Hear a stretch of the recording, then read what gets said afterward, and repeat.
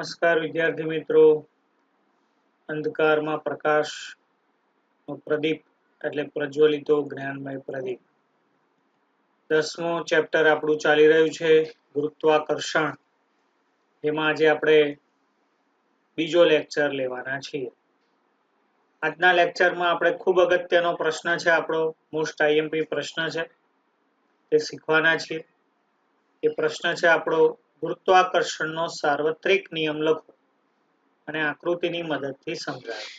Most IMP પ્રશ્ન છે આપણો, ધ્યાનથી સમજવાનો છે, યાદ રાખવાનો છે. બીજો પ્રશ્ન છે એની સાથે જ જોડાયેલો કે પૃથ્વી તથા તેની સપાટી પર રાખેલ કોઈ પદાર્થ વચ્ચે લાગતા ગુરુત્વાકર્ષણ બળનું મૂલ્ય શોધવા માટેનું સૂત્ર લખો. અને ત્રીજો જે તમારા પાઠ્યપુસ્તકની અંદર સ્વાધ્યાયની અંદર એક આવો દાખલો પૂછ્યો છે કે પૃથ્વીનું દળ એટલે કે દ્રવ્યમાન 6 × 10⁻24 કિલોગ્રામ તથા ચંદ્રનું દ્રવ્યમાન 7.4 × 10⁻22 કિલોગ્રામ છે. જો પૃથ્વી અને ચંદ્ર વચ્ચેનું અંતર 3.84 × 10⁵ કિલોગ્રામ હોય તો પૃથ્વી દ્વારા ચંદ્ર પર લાગતું બળ ગણો, જેમાં કેપિટલ G બરાબર 6.7 × 10⁻11 ન્યૂટન મીટર સ્ક્વેર પ્રતિ કિલોગ્રામ સ્ક્વેર. આ આપણો પ્રશ્ન છે, દાખલો છે, જે આપણે આગળ જોઈશું.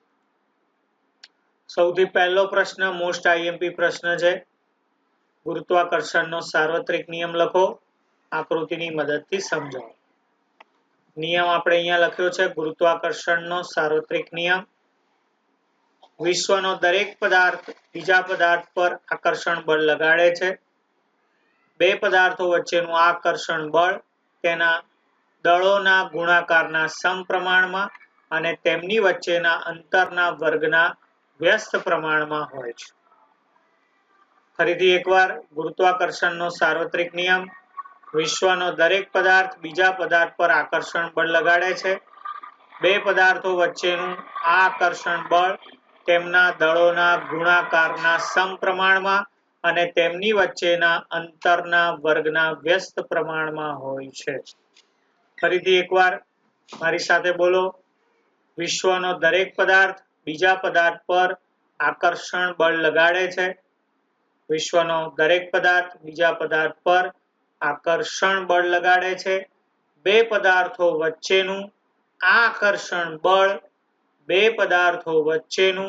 આકર્ષણ બળ તેમના દળોના ગુણાકારના સમપ્રમાણમાં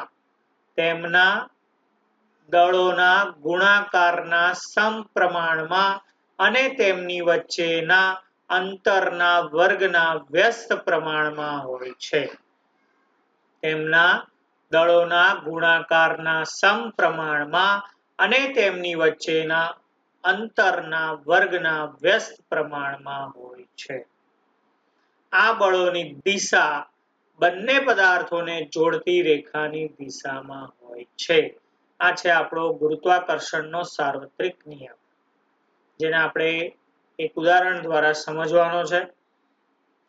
જેના માટે આપણે અહીંયા બે દળ વાળા પદાર્થો લીધા છે. એક m દળ વાળો પદાર્થ છે અને એક સ્મોલ m વાળો પદાર્થ છે. એટલે કેપિટલ M વાળા પદાર્થને આપણે A કહીએ અને સ્મોલ m વાળા પદાર્થને આપણે B કહીએ.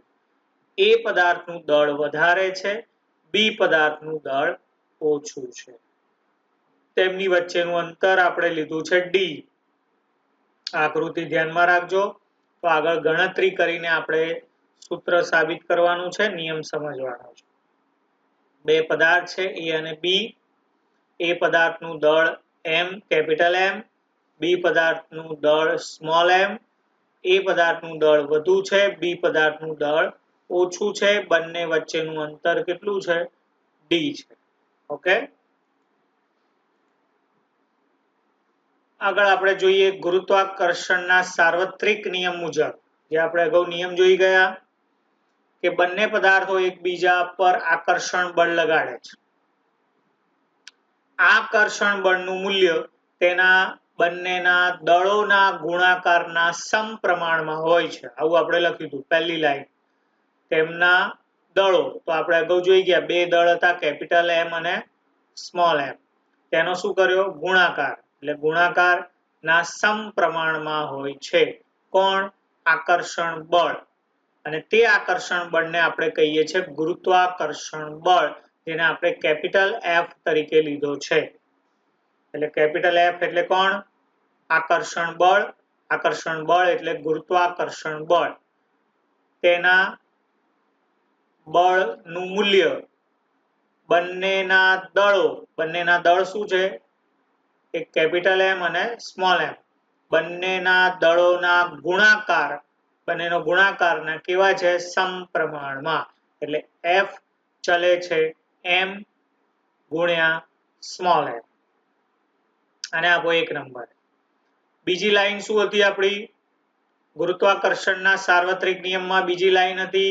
કે આ બળોનું મૂલ્ય બંને પદાર્થો વચ્ચેના અંતરના વર્ગના વ્યસ્ત પ્રમાણમાં હોય છે આ બળોનું મૂલ્ય બંને પદાર્થો વચ્ચેના અંતરના વર્ગના વ્યસ્ત પ્રમાણમાં હોય છે તો એફ ચલે છે 1/d². d એટલે કોણ અંતર જે આપણે અગાઉ લીધું કે બંને વચ્ચેનું અંતર શું છે તો d છે તો અંતરનો વર્ગ એટલે d નો સ્ક્વેર વ્યસ્ત પ્રમાણ એટલે 1/d² એટલે f ચલે છે 1/d². પડી ખબર ફરી એકવાર બળનું મૂલ્ય બળ એટલે f બંને પદાર્થો વચ્ચેનું અંતર એટલે d વર્ગ અંતરનો વર્ગ એટલે d નો સ્ક્વેર વ્યસ્ત પ્રમાણ છે એટલે છેદમાં આવશે 1/d² એટલે f ચલે છે 1/d². આને આપો સમીકરણ નંબર 2 તો સમીકરણ નંબર 1 અને 2 ને આપણે સાથે જોડીએ સાથે જોડતા શું આવશે f ચલે છે પહેલા અંશમાં કેપિટલ M ગુણ્યા સ્મોલ m છેદમાં આવશે d નો સ્ક્વેર કોના પરથી આવ્યું સમીકરણ 1 અને સમીકરણ 2 પરથી f ચલે છે કેપિટલ M ગુણ્યા સ્મોલ m છેદમાં d નો સ્ક્વેર અહીંયા આપણે અચલાંક લીધો છે f ચલે છે એટલે અચલાંક છે એ અચલાંક આપણે દૂર કરીએ એની જગ્યાએ આપણે કેપિટલ G લખ્યો છે ધ્યાન રાખજો વિદ્યાર્થી મિત્રો આપણે અહીંયા પાઠમાં કેપિટલ G પણ આવશે અને સ્મોલ g પણ આવશે તો કેપિટલ G કે રીતે આવ્યો તો અચલાંક કાઢી નાખ્યો તો f બરાબર શું લીધો આપણે કેપિટલ G સમપ્રમાણનો અચળાંક છે તો સૂત્ર શું બનશે f બરાબર કેપિટલ G અચળાંક કાઢીને બરાબર કેપિટલ G કેપિટલ M ગુણ્યા સ્મોલ m છેદમાં d નો સ્ક્વેર પડી ખબર ફરી એકવાર શું થશે અહીંયા f ચલે છે હતું f ચલે છે એની જગ્યાએ f બરાબર કેપિટલ G કેપિટલ M ગુણ્યા સ્મોલ m છેદમાં d નો સ્ક્વેર આને આપો સમીકરણ નંબર 3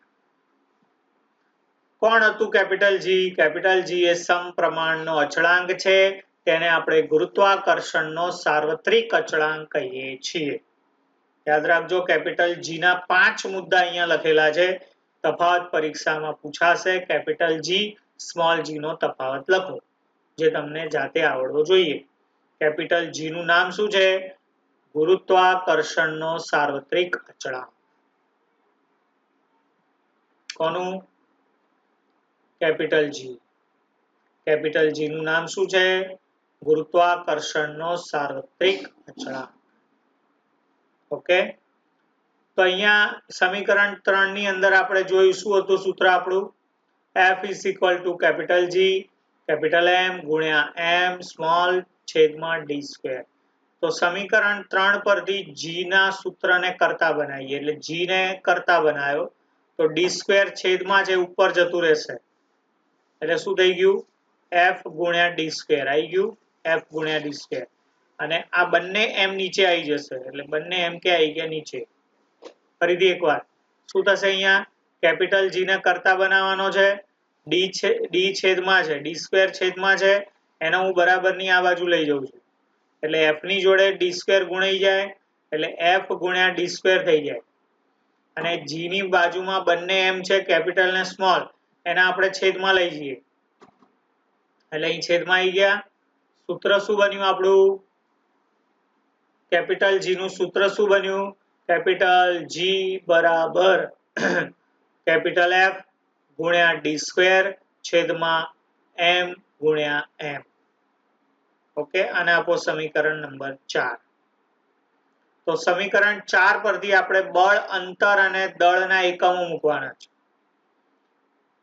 F એટલે બળ એનો એકમ ન્યૂટન d એટલે અંતર એનો એકમ મીટર પણ અહીંયા d² છે એટલે અહીંયા મીટરનો સ્ક્વેર આવે m એટલે દળ બંને દળ છે દળનો એકમ કિલોગ્રામ એટલે અહીંયા 2 છે એટલે કિલોગ્રામનો સ્ક્વેર ફરીથી એકવાર f એટલે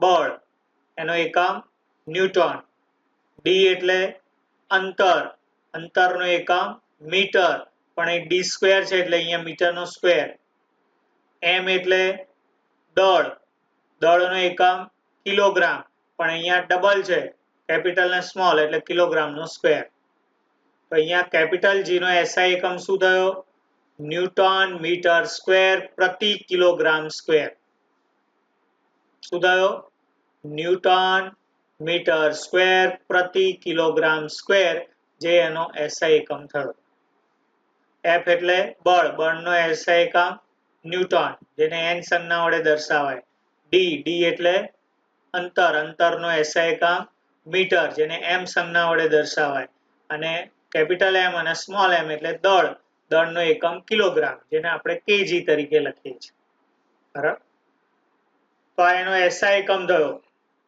ધ્યાન આપજો કેપિટલ G ના મુદ્દા ચાલી રહ્યા છે કેપિટલ G નું નામ શું છે ગુરુત્વાકર્ષણનો સાર્વત્રિક અચળાંક તેનું સૂત્ર કેપિટલ G બરાબર Fd²/m ગુણ્યા m કેપિટલ G નો SI એકમ ન્યૂટન મીટર સ્ક્વેર પ્રતિ કિલોગ્રામ સ્ક્વેર અને હેનરી કેવેન્ડિશ નામના વૈજ્ઞાનિકે કેપિટલ G નું સર્વસ્વીકૃત મૂલ્ય આપ્યું જે મૂલ્ય ફિક્સ છે કેપિટલ G નું મૂલ્ય બધી જ જગ્યાએ અચળ છે કેપિટલ G નું મૂલ્ય કેટલું 6.673 ગુણ્યા 10⁻11 ન્યૂટન મીટર સ્ક્વેર પ્રતિ કિલોગ્રામ સ્ક્વેર છે અને આ રીતે પણ લખાય બોલાય એને ન્યૂટન મીટર સ્ક્વેર પ્રતિ કિલોગ્રામ સ્ક્વેર અથવા તો કિલોગ્રામ -2 પ્રતિ ના બોલો તો કિલોગ્રામ -2 પણ બોલવામાં સરળતા તમને ન્યૂટન મીટર સ્ક્વેર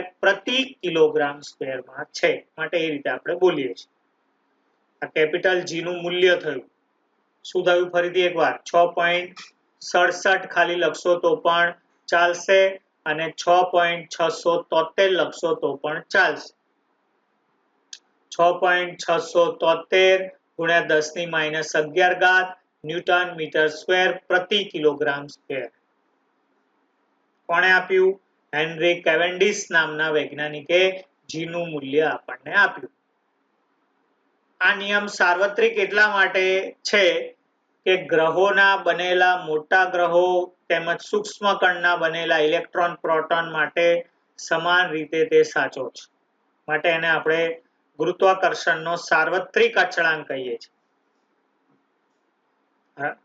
આ નિયમ વર્ગનો વ્યસ્ત નિયમ છે એટલે F ચલે છે 1/d². આનો અર્થ ગુરુત્વાકર્ષણ બળ એ અંતરના વર્ગના વ્યસ્ત પ્રમાણમાં હોય છે. ગુરુત્વાકર્ષણ બળ એ અંતરના વર્ગના વ્યસ્ત પ્રમાણમાં હોય છે અને કેપિટલ G નું મૂલ્ય બધી જગ્યાએ કેવું છે સમાન છે. જો બે પદાર્થો વચ્ચેનું અંતર 6 ગણું કરવામાં આવે તો તેમની વચ્ચે લાગતા બળનું મૂલ્ય 36મા ભાગનું થાય. કેટલા ભાગનું થાય? બે પદાર્થો વચ્ચેનું અંતર 6 ગણું કરવામાં આવે તો તેમની વચ્ચે લાગતા બળનું મૂલ્ય 36મા ભાગનું થાય. ઓકે, તો આ થયો આપણો પ્રશ્ન હતો ગુરુત્વાકર્ષણનો સાર્વત્રિક નિયમ લખી તે સમજાવો. મોસ્ટ આઈએમપી પ્રશ્ન છે.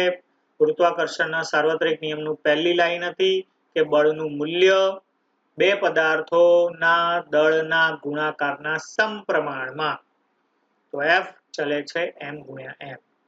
બીજી લાઈન હતી બળનું મૂલ્ય બંને પદાર્થો વચ્ચેના અંતરના વર્ગના વ્યસ્ત પ્રમાણમાં છે, માટે F ચલે છે 1/d². તો અહીંયા શું થશે? F ચલે છે m ગુણ્યા m છેદમાં d². તો અહીંયા અચળાંક કાઢી નાખ્યો એટલે F બરાબર કેપિટલ G m ગુણ્યા m છેદમાં d².